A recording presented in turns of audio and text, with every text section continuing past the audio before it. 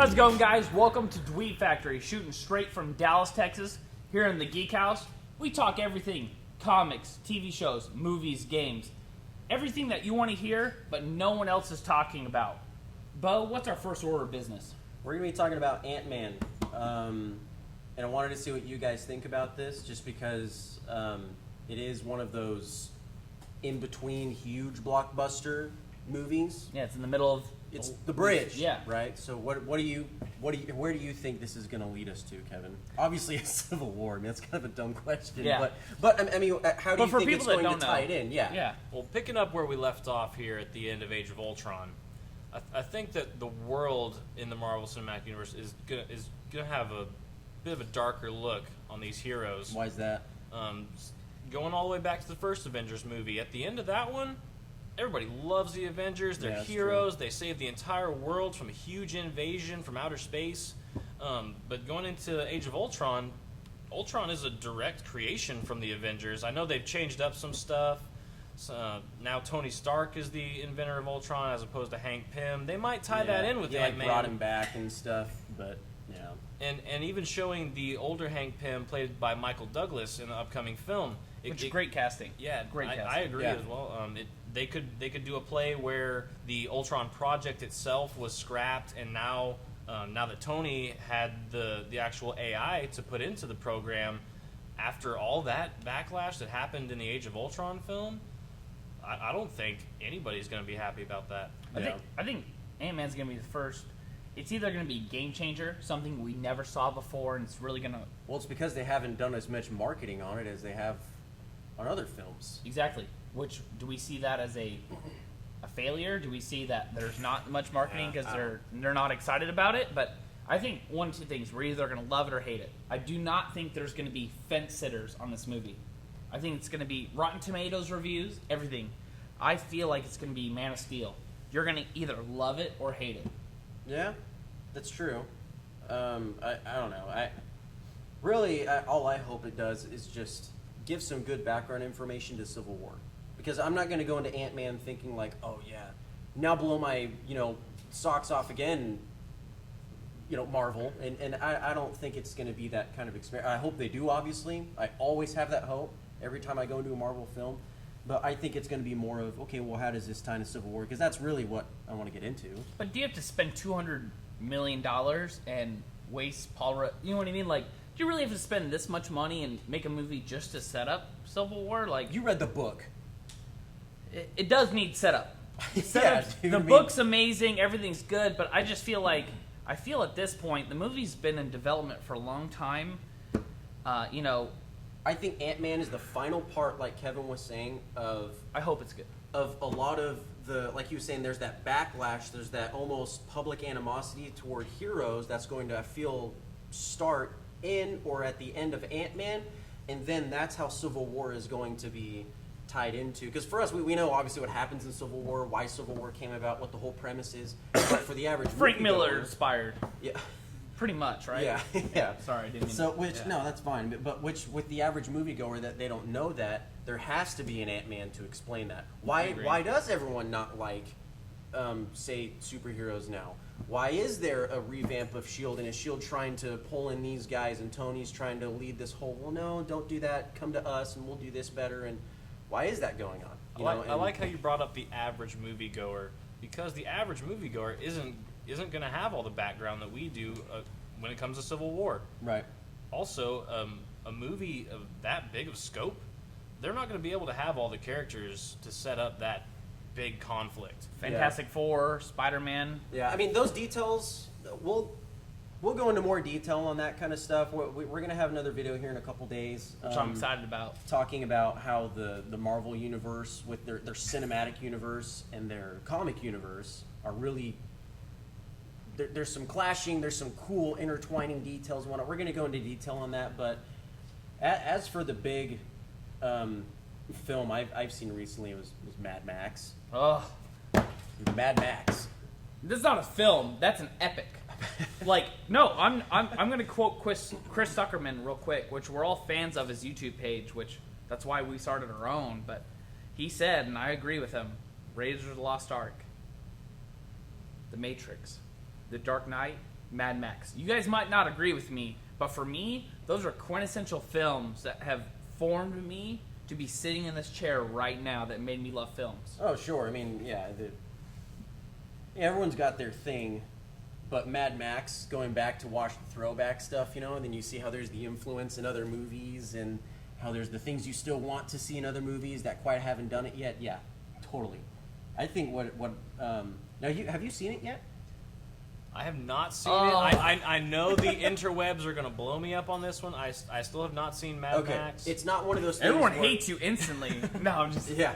It's not one of those things where if you haven't seen the first 3 movies, you know, and I don't know, all the other movies, if you haven't seen those, you're not going to go into this into Fury Road thinking like, oh, well, I missed all of the storyline and the plot beforehand, and you're not. If I haven't seen any Mad Max movies going into the new one with Tom Hardy, am I going to be welcomed to Thunderdome? Yep. No, always. No, you don't Fury need Road this time. Son. You don't even need Fury to Road. know that there's other movies before this. You walk into the theater, sit down, you will be fine. But can you think of another franchise that's happened with? No. Like, can you think of a franchise you can walk into movie number 4 and just walk into it and be fine?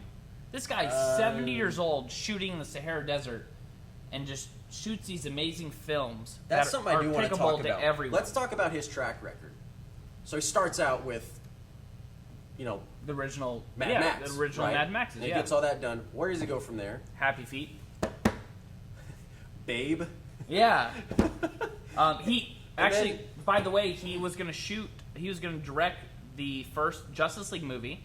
Got canceled. Yeah, got canceled. Now is actually becoming a full-on documentary put on, and it's about how that got canceled. Canceled, concept art. It's really great. Let's move on. But George Miller, he went from being an old man, just people talk about how great he was. Now people are talking about George Miller, how great he is. Yeah. In a matter of seconds. Yeah, I agree. So I think we should shoot our first review of the movie right after Kevin sees it. Yeah, that'll be up here in a little bit. If you're buying, watch for it. I'll buy. Dude. Yeah. I'll buy 10 times over. Fly you by, the movie's sir. that great. I don't care. Watch for the video. Watch for the review. Kevin's little virgin eyes will see the movie for the first time. You'll get to see it the same way we do. If you guys have not seen it, wait to watch our review. It'll be great. What else we got, Bo? Kung Fury. Oh, man. That hit the internet recently. Oh. No, it did Kung not Fury. hit. It exploded. That's true. Okay, so the preview came out months and months and months ago. Not like here's the preview and then in like, I don't know, next summer it comes out. It was like almost a year ahead. I mean, correct me if I'm wrong, but which I probably am. But it was a long time before, and it was like a 5-minute thing. I just thought it was a couple of dudes in college that just made a funny video. Honestly, I thought it was a joke when you guys showed it to me at first. I didn't see it until the full length ring. The thing was out. I didn't see it until all 15 minutes was out. Yeah, I saw the preview because I think it was like my brother-in-law or something that showed me the preview, and then as soon as I saw that on YouTube one day, I was like, wait, I remember this being 5 minutes. This isn't. I thought it wasn't 30 minutes. Maybe it's something else. Turns out it's one of the most ridiculous 80s throwbacks I've ever seen. Kevin, real quick, I want you to describe that video in like a couple sentences, just reel off, just for the people that have not seen it on our page that should see it. We'll put the link in the description. Please tell us real quickly some thoughts. Kung Fury is everything that is good about the 80s mashed into 30 minutes. Yes. Yes. That's probably the best description. Robots, Nazis, Kung Fu, hacking. If Axe Cop had a baby too much hacking with the Karate Kid, if Axe Cop had a baby with the Karate Kid, that is Kung Fury. Oh, totally, yeah. Riding on a Lamborghini, shooting robots. Here's the whole reason I brought it up. I think it's great, strictly because a 30-minute film like that was just as entertaining to me as a full-length film I go see at a midnight showing.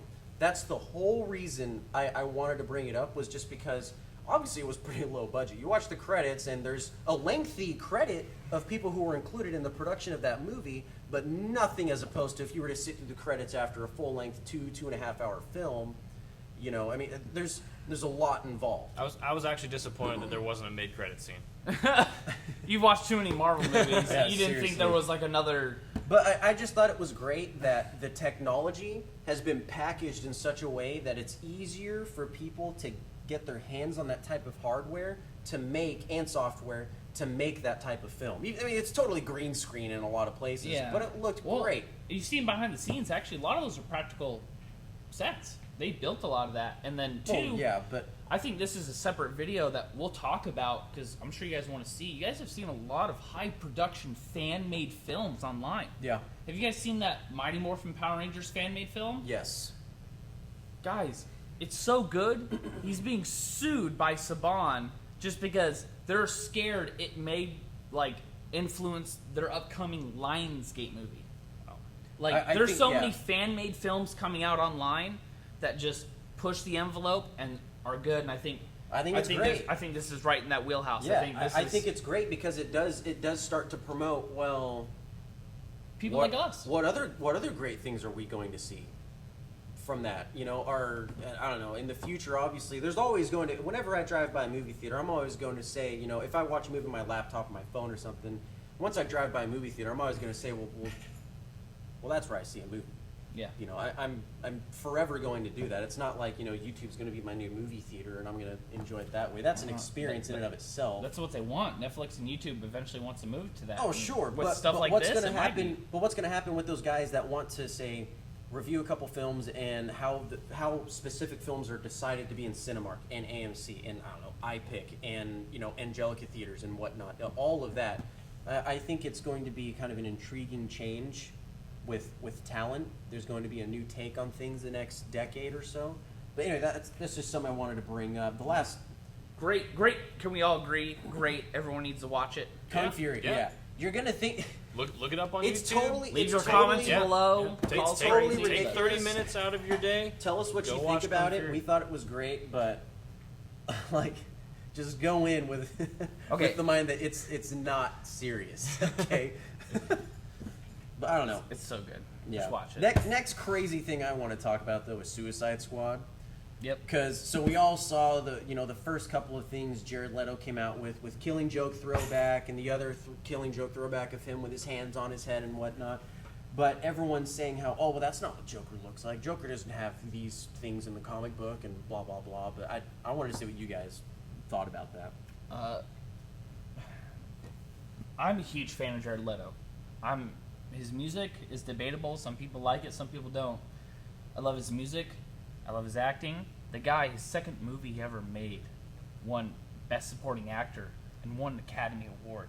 Yeah. The guy is unstoppable. If you had to pick anyone else to play Joker, I couldn't think of somebody else better. We can sit there and debate it, and the huge thing, which we can all talk about all day, is the pedestal that Heath Ledger's put on. Yes, that's exactly what.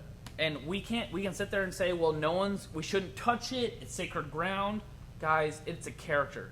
The character is bigger than the actor.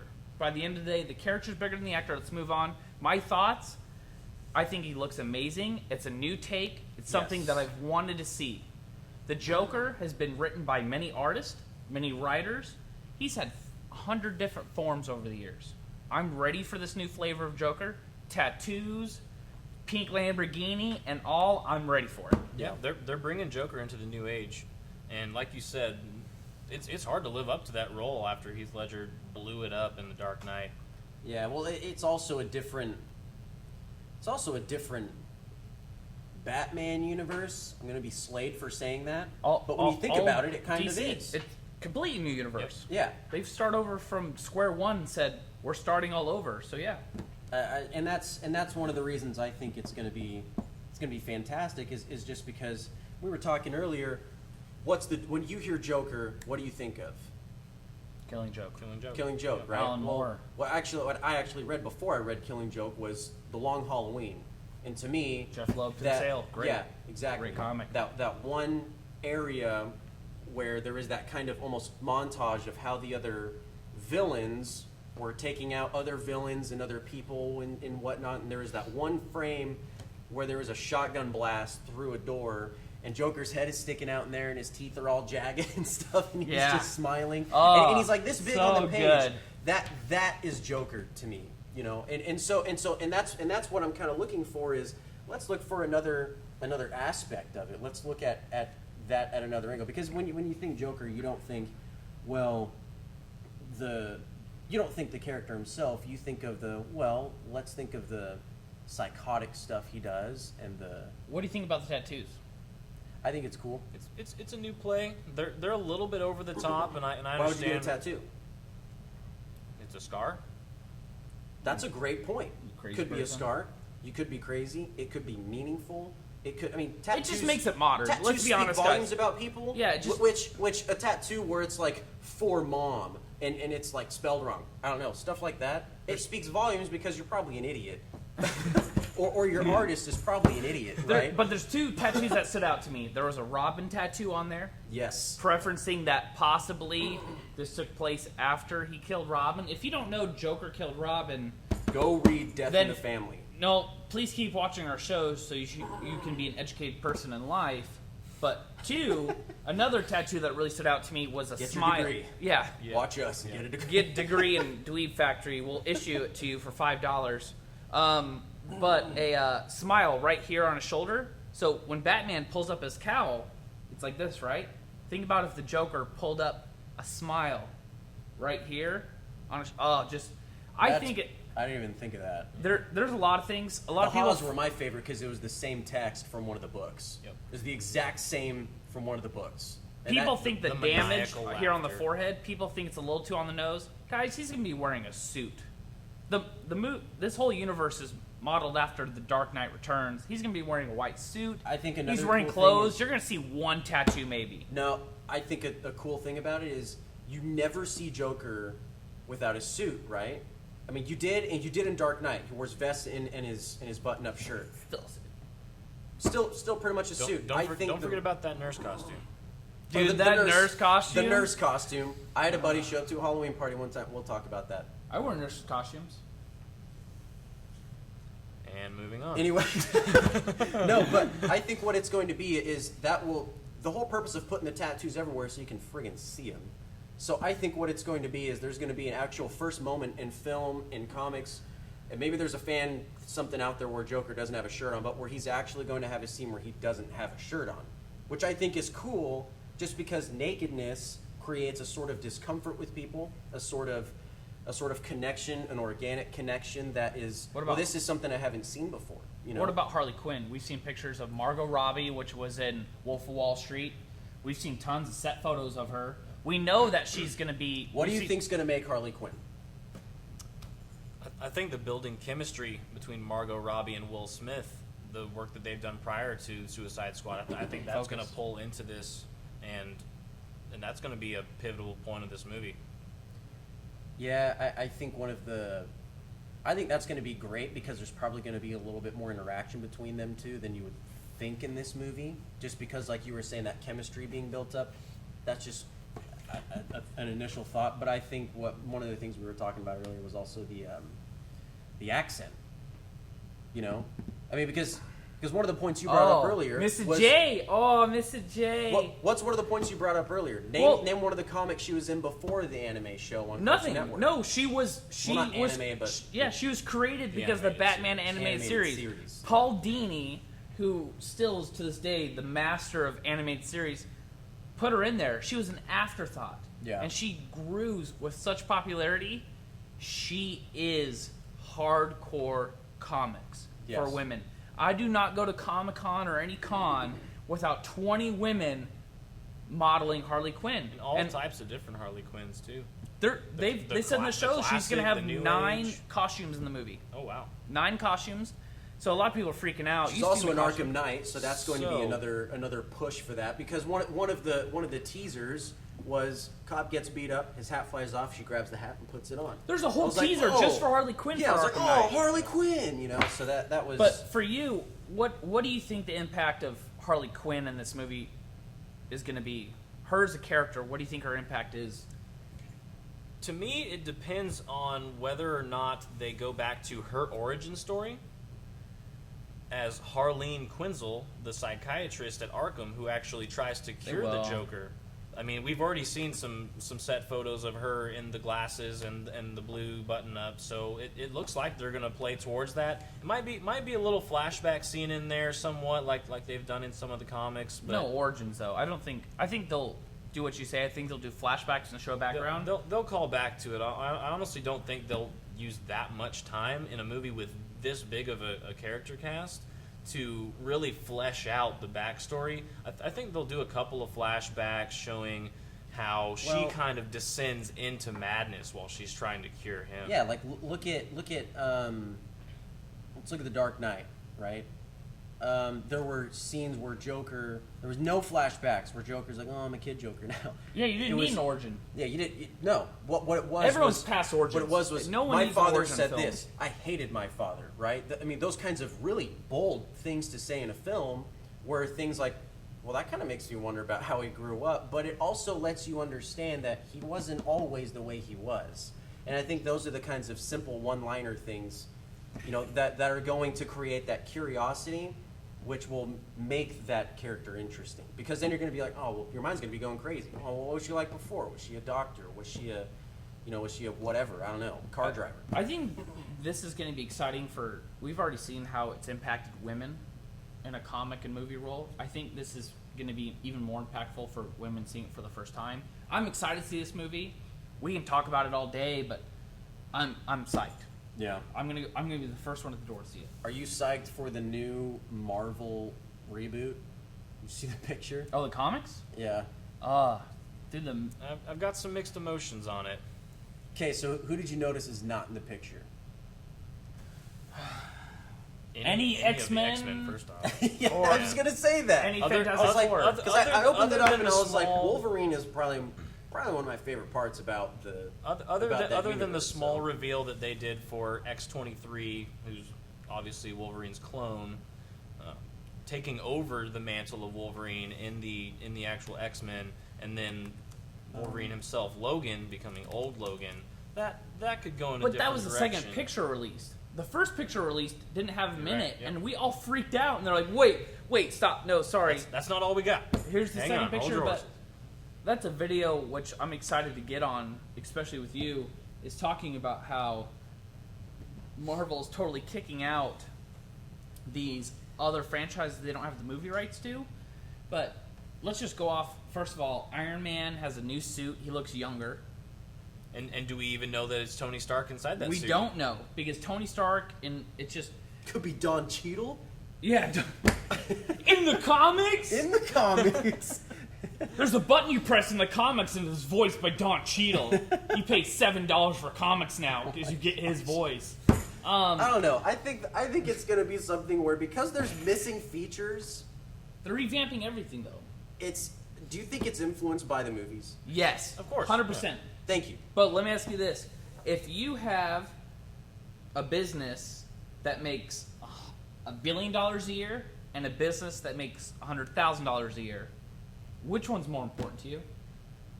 It's kind of a dumb question. The one that plays to my emotions. Okay. The $1 business, Zach, you jerk. Yeah. The $1 billion business. So, are you going to cater to comics and fans? No. Comics are an afterthought. You're going to model your business after what makes you billions, not hundreds of thousands. You know what's... Yeah. Sorry to cut you off. You're good. But you know what's something that... I just had the thought, and I had to say it before it left me. That totally makes me think of Fallout 4. And I can tell you why. Oh. So I'm at work the other day. You see the trailer? Yes.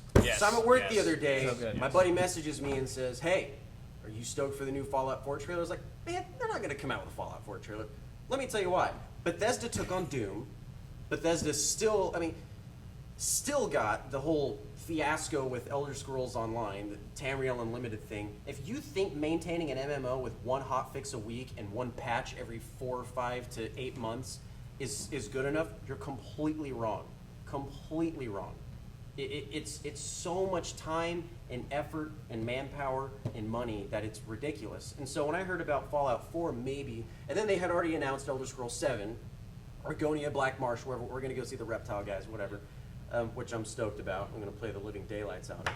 But as soon as I heard about Fallout 4, I was like, well, it's not that plausible unless they've just grown in size immensely as a company. Which you think about the success of Fallout 3, Morrowind, Elder Scrolls 3, Oblivion, and Skyrim, then New Vegas. That for Fallout 3. You think about the success of those. Of course, they're going to have the funds for it. But I was just thinking, like, well, I don't play a lot of games at once. I don't play a lot of games. The first big, epic, widespread map game, like on epic level for me, was Fallout. I've never played. You guys are the gamers. I'm the movie guy. I'll tell you right now, though, I love Fallout. Fallout was the first game I rolled into, picked up a controller, and I didn't leave my room. Yeah. I didn't eat food. I had flies flying around me. Didn't change clothes for 3 days. All right. And I went through 4 cases of Red Bull for Fallout. I'm not a big gamer, but seeing a new Fallout, I think it's going to bring a lot of younger people into Fallout. I think it's really going to change the game. I think it's going to get a lot of people excited. Especially with it being available on Steam, maybe a Steam summer sale coming up. There's going to be something pretty cool. But did you see the trailer? Yeah. Psyched. You were psyched? Psyched. I was totally not impressed. Really? So it's cool to think, oh, Fallout 4, cool. And obviously the first reveal trailer is not going to be as spectacular as what they're going to have in the game. Rarely is it ever, unless you're EA. But one of the things that I'm extremely stoked about is to see more gameplay trailers, because that reveal was just disappointing for me. I had some mixed emotions. Well, hold on. Look at the footage that came out for, what is it? Battlefront, the new Ark footage, which we'll talk about, the new footage for, say, Black Ops 3 and whatnot. Arkham Knight coming out this month. Arkham Knight looks incredible. Witcher 3 is amazing looking. Yep. I mean, it's not just what's going on around the character. It's even way out in the distance. You see the clouds and birds moving and whatnot. In order for Fallout 4 to just straight up come out and just give us these late PS3 graphics, which I'm going to be slayed in comments for saying, I just think it's... No, honestly, I agree. I was not the impressed. Visual representation was a bit underwhelming. Unless they're really pushing the limits of the physics engine and just the sheer size of the world, that would really be the only reason that I could see why they would scale back the graphics to that. That's true. That's very true. Yeah. To put efforts in other places is what you're saying. Right. Because if they're really utilizing the full potential of the hardware that we have nowadays, there's no reason why they can't have. That's true. Look at World of Warcraft and a few other Blizzard games. They went for more of a cartoony type of thing, and see how long that sustained. All they've done is like one revamp on graphics in World of Warcraft, and that was recent. True. Within the last We year. look at other games like Borderlands that have a certain art style. That's true. So yeah, I can see that. I think the biggest thing for these games is world building. What kind of world can they create and get you sucked into? And not so much the world that they create, but the way that you shape the world for your experience. Yeah. I'm not excited, to be honest. That's true. In Skyrim, you show up to one city you're fine with, and then you show up to another one that you committed a crime in, and they're after you. Which on master difficulty can be annoying, especially if you run out front and there's a dragon waiting for you. Yeah, it's your experience in that world. Yeah, it could be the true. coolest graphics, coolest characters.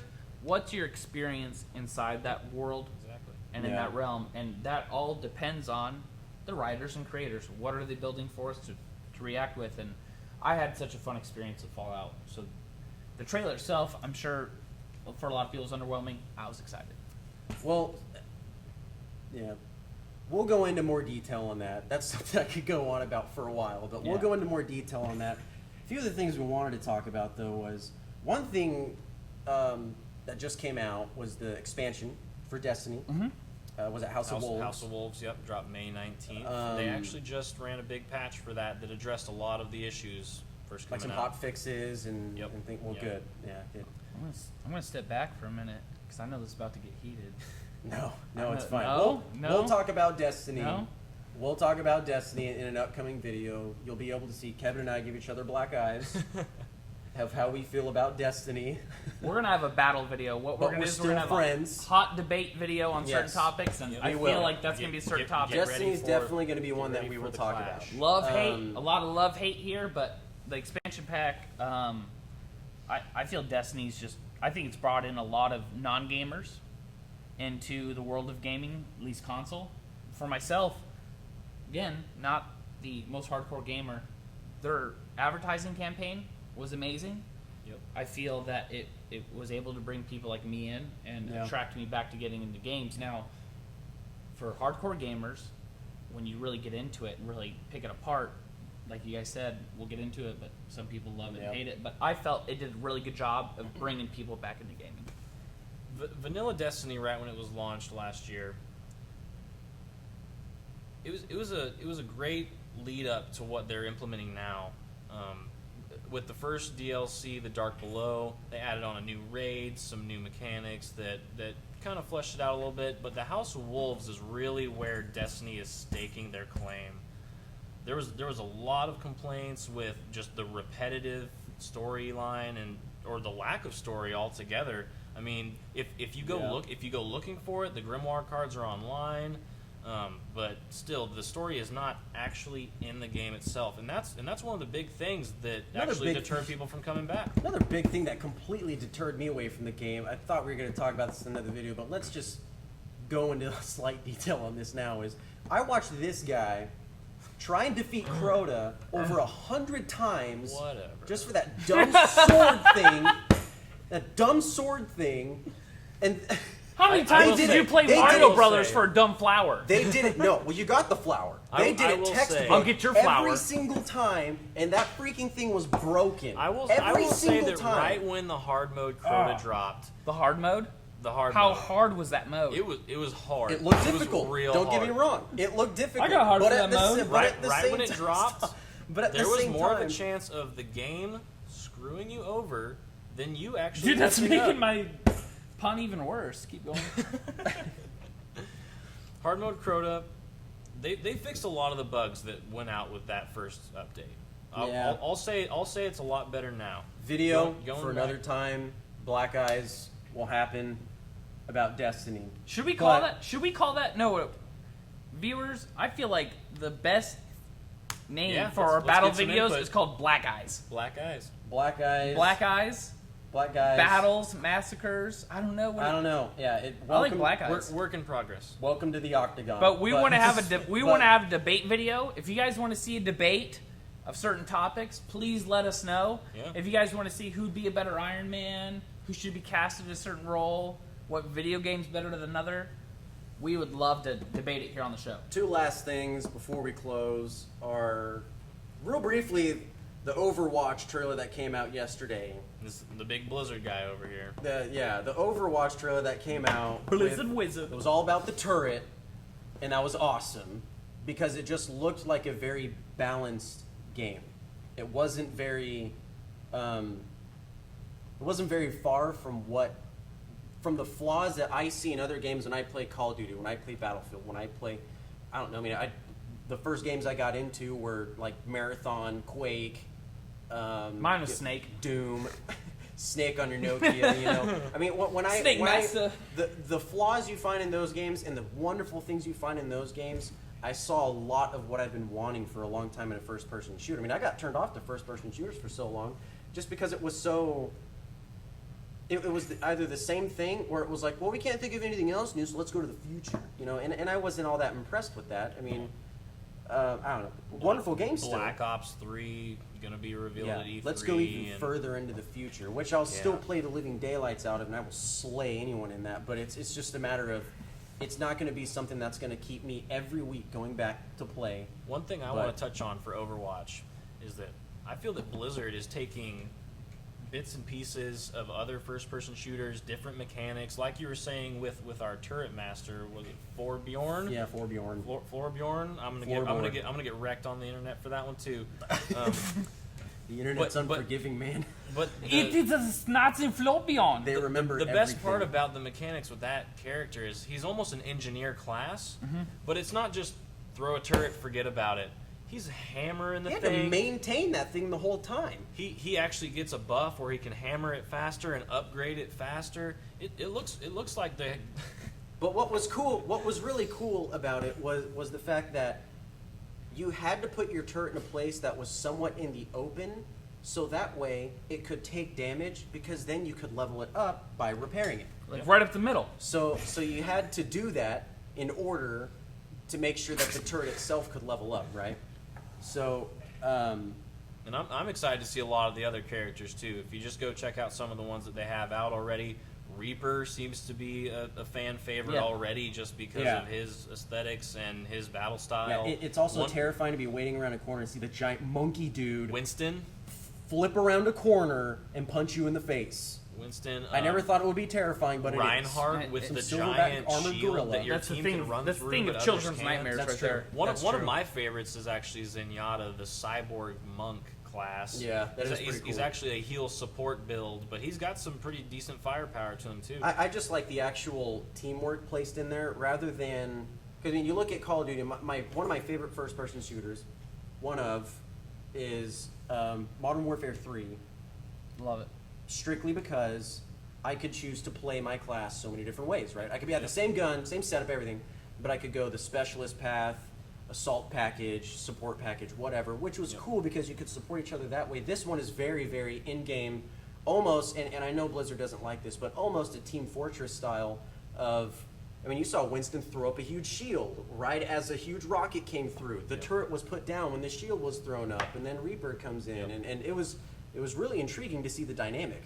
And the big mix and match of how all these abilities can be used in unison or even against each other. I think we're going to see some really, really creative gameplay, especially in the online competitions. I think just the evolution of gaming is just picked up. I think every single year, every single game, it's going to step up, and that's great for us as fans. I think for us, we're going to be talking about these games and new games coming up constantly because everyone's trying to one-up each other, and I'm excited. Yeah. Last thing I wanted to talk about, though, is just Ark. What did you think of Ark I when you saw honestly that? haven't seen much on it other than the trailer that you showed me earlier. It's... Let me say first off that the graphics are stunning. Thank you. Stunning visuals, just a beautiful world to explore. Now, we all know that does not negate a wonderful game. Was that Definitely not. gameplay or was that cutscene footage? I think what it said on Steam when you pulled up the trailer was, this is gameplay footage or footage pulled from gameplay itself, is what it said. But it was something related. It wasn't. I as just want to know how vague you as get the an assault Battlefront rifle trailer. to shoot a Stegosaurus in the face. Hey, it's the world of Ark. It's the world of art. Hey, right That's there. all I need to know. No, tagline, Ark. Shooting Stegosaurus in the face with an assault rifle. Play now. I'd play it. $50. Here's the reason I think that game is cool. I'd buy it. The really single first and foremost thing why I think the game is cool is it does not stop going when you log off, right? So when I'm playing World of Warcraft, when I'm in New Tristram in Diablo or whatever, if I log off, my character goes boop and he's logged off, right? And this, no, I gotta find a hole to hide in and a cave to sleep in, or a bunch of other guys are gonna come up and start kicking me and T-Rex is gonna start eating me. I think that's really cool because it really makes you think twice and thrice about what you're actually doing, and it's going to require skill rather than just get up, blow stuff up. Well, I'm not happy with it, I'm going to rage quit, and expect to get the same type of experience when I log back in. That's not. I lost you at shooting dinosaurs in the face. Like, take my money now. That's all I need to know, Take right? my money now. Well, yeah, that's. And these are all details. That was our last point that we kind of wanted to go into detail with. These are all things that we're going to expand upon in some more videos, debate over in some more videos. I feel like we just wanted to give this is our first video, we wanted to give a really good flavor of our views on things, kind of things we want to cover, but we want to hear comments from you guys of what you like to hear, what you want to hear more of, and I feel like we want to continue to service you guys. We want to present news that other people are not talking about. Mm-hmm. We want to give views that other people are not saying. We're not owned by a major corporation. We're not bound by any means. We want to service you as subscribers and fans, and we have fun doing this, and we want you guys to have fun with us. So please comment below. I think the biggest thing for us is, what are you guys going forward? We'll end on this note. Going forward, shooting these videos, we've talked about a lot of future videos where we're going to do. Kevin, what are some really good videos or topics you want to cover going forward that the fans can look forward to? Well, as we all know, A-Con in Dallas is going over this weekend. I'm actually going tomorrow on Saturday, the big day for A-Kon in Dallas. Yeah. Look forward to some new anime news, maybe some new comics, and definitely a lot more games. I'm going to QuakeCon here in July, and that's one thing I'm extremely excited about. I'm going to go get my trash kicked in the Quake tournament. Yep. It's going to be fun. I think it's not all about new games. I think it's all about gaming in general. When you want to talk about gaming, right? Because there's games that make you keep playing games, right? Oh, I like this about this game, so I hope it's in this next game, whatever. So that's something that I want to eventually talk more about is, well, what inspired us? What inspired you? What games do you still go back and play every now and then? Because I'm a sucker for a few games, and I'll still play them, but that's what I want to talk about. For me going forward, I feel like I get stopped in the street, stopped all the time, talking about, have you seen this trailer? What do you think about this movie? Should I spend my good money that I earned to go see this movie, watch this, everything about movies, TV shows? We don't have time to sit down. Do you have time to sit down and watch 10 hours of TV shows? No. But I'm excited to sit down and review everything pulp culture so you guys know what to spend your money on, what you guys should see, and I want to interact as a community. Yeah. I'm really excited to work with some other Dallas companies and some other people here in the area, all of us dweebs and geeks, to be able to sit down, talk, get in the same room, and just build a community. So thank you so much, guys, for tuning in. I'm Zach. I'm Kevin. And I'm Bo. You guys have a great day. See you later. I have to piss. Do this. Hey, you need to calm down. Okay. You're gone for an hour. Just- 1 hour. The things that happened in that hour. I saw Ben's nipples. There was a bug who dropped down from the sky and said prophecies. Mess with our mind. All right, Ben, give me a countdown. Oh my God. There's a baby named Lucifer who will come to the Messiah. Real. This is your blooper reel. That's fine. That's good. It's It's like Charlotte's Web, but in real life. Matt.